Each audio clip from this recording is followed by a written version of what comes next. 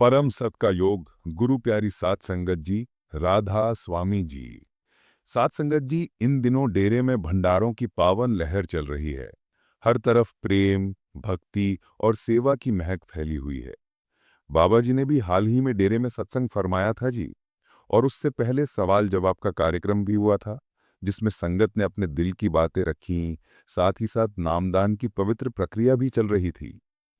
भंडारे के दिनों में जितनी भीड़ होती है, उतनी ही कृपा भी बरसती है। दूर दूर से संगतें पहुंची हुई हैं। कोई राजस्थान से, कोई हरियाणा से, कोई पंजाब से। हर किसी के मन में बस एक ही भावना है कि मालिक के दर्शन हो जाएं और मन को सुकून मिले। इन्हीं भंडारों में एक ऐसा परिवार भी पहुंचा था जी, जो सोच कर आया था कि इस बार बाबा जी का सत्संग सुनेंगे, समझाई गई बातों को अपने जीवन में अपनाएंगे। लेकिन संगत जी, मालिक की मौज कुछ ऐसी चली कि उन्हें सिर्फ सत्संग की सीख ही नहीं मिली, बल्कि वो वरदान भी मिल गया जिसकी उन्होंने कभी कल्पना भी नहीं की थी। राजस्थान के सीकर जिले से एक सत्संगी परिवार डेरे पहुंचा था। परिवार में माता पिता और दो बच्चे थे। घर में सब कुछ ठीक चल रहा था, लेकिन उनका बड़ा बेटा, जिसकी उम्र करीब 13 साल थी, जन्म से ही एक खास समस्या लेकर आया था। उस बच्चे को कनक यानी गेहूं से एलर्जी थी। डॉक्टरों की भाषा में इसे वीट एलर्जी कहा जाता है। जब भी वो बच्चा गेहूं से बनी रोटी खाता, तो उसके पेट में तेज दर्द उठता, उल्टी होने लगती और शरीर कमजोर पड़ जाता। उस बच्चे की मां ने पिछले 12 सालों से अपने बेटे के लिए अलग से खाना बनाना शुरू कर दिया था। वो उसके लिए चावल, मूंग की खिचड़ी या बाजरे की रोटी बनाती, लेकिन गेहूं की रोटी नहीं। अपने बच्चे को रोटी खाते देखने की इच्छा उसके दिल में ही रह गई थी। शुरुआत में किसी को समझ नहीं आया कि आखिर बच्चे को हो क्या रहा है। जब देखा कि वो चावल या दाल खाता है तो ठीक रहता है, लेकिन रोटी खाते ही तबीयत बिगड़ जाती है, तब परिवार डॉक्टर के पास गया। जांच के बाद डॉक्टर ने कहा कि बच्चे को वीट एलर्जी है और इसका इलाज तो लंबा चलेगा, लेकिन ठीक होने की कोई गारंटी नहीं है। माँ बाप के लिए ये सुनना आसान नहीं था। रोटी हमारे देश का मुख्य भोजन है, और अगर बच्चा उसे ना खा सके तो दिल टूट जाता है। उन्होंने हर तरह का इलाज करवाया।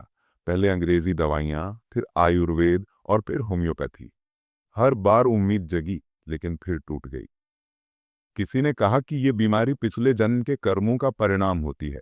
शायद कभी किसी का हक छीना गया हो या किसी की रोटी हराम की खाई गई हो। पर अब ये परिवार जान चुका था कि इलाज सिर्फ सद्गुरु ही कर सकते हैं। उन्होंने सब कुछ मालिक की मर्जी पर छोड़ दिया। धीरे धीरे बच्चा बड़ा हुआ। 7-8 साल की उम्र में वो सत्संग घर जाने लगा। वहां सेवा करता, लोगों की मदद करता और बिना किसी लालच के हर काम करता। उसी सत्संग घर में एक दिन एक होम्योपैथिक डॉक्टर से परिवार की जान पहचान हुई। एक बार लंगर के समय जब सब रोटियां खा रहे थे, तो डॉक्टर ने देखा कि बच्चे की थाली में रोटी नहीं है। उसने पूछा, ये रोटी क्यों नहीं खाता? बच्चे के माता पिता की आंखों में आंसू आ गए। उन्होंने कहा, जी, इसे गेहूं से एलर्जी है, इसीलिए नहीं खा सकता। डॉक्टर ने कहा, मैं कोशिश कर सकता हूं। कुछ बच्चों को होम्योपैथिक दवाई से फायदा हुआ है। इलाज शुरू हुआ, महीनों तक चला, लेकिन कोई फर्क नहीं पड़ा। थककर परिवार ने वो दवाई भी छोड़ दी और अब पूरी तरह मालिक पर भरोसा कर लिया। भंडारे के दिन आ गए। परिवार 5 दिन पहले ही डेरे पहुंच गया था, ताकि सेवा भी कर सके। लंगर घर में जब प्रसादा वंडा जा रहा था, बच्चा अपने माता पिता के साथ लाइन में बैठा था। एक बुजुर्ग सेवादार सबको रोटियां दे रहे थे। गलती से उन्होंने उस बच्चे के सामने भी रोटी रख दी। माँ घबरा गई और बोली, जी, इसे रोटी मत दीजिए, इसे एलर्जी है।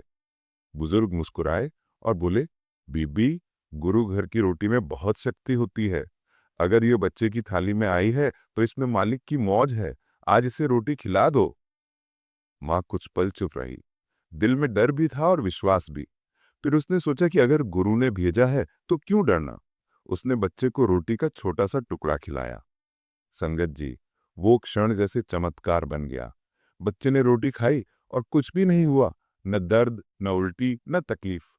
वो मुस्कुराकर बोला, माँ, एक और रोटी दो ना जी। माँ की आंखों से आंसू बहने लगे।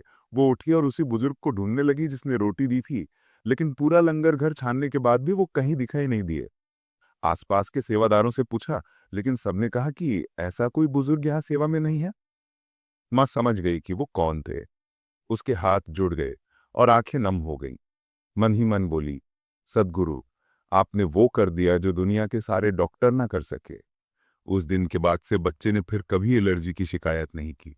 अब वो खुलकर रोटी खाता है, सेवा करता है और हर भंडारे में संगत को बताता है कि मैं तो गुरु घर की रोटी से ठीक हुआ हूं जी। संगत जी, जब कोई जीव निष्काम भाव से सेवा करता है, जब उसके दिल में नफरत की जगह प्रेम होता है, तो मालिक खुद उसके जीवन को छू कर चला जाता है। हमें बस इतना याद रखना चाहिए कि गुरु पर विश्वास रखो, उनकी रजा में रहो और कभी शिकायत मत करो। हर दुख, हर तकलीफ, हर दर्द मालिक जानता है। वो तब तक देता है जब तक हमें संभाल न ले, और जब समय आता है तो वही पलटकर खुशियां लौटाता है। राधा स्वामी जी, सात संगत जी, गुरु की कृपा सदा आप पर बनी रहे। अगर ये कहानी आपके दिल को छू गई हो तो कमेंट में राधा स्वामी जी लिखना मत भूलिएगा जी, और चैनल को सब्सक्राइब करके गुरु घर की इस प्रेम भरी संगत का हिस्सा बनिए जी। राधा स्वामी जी।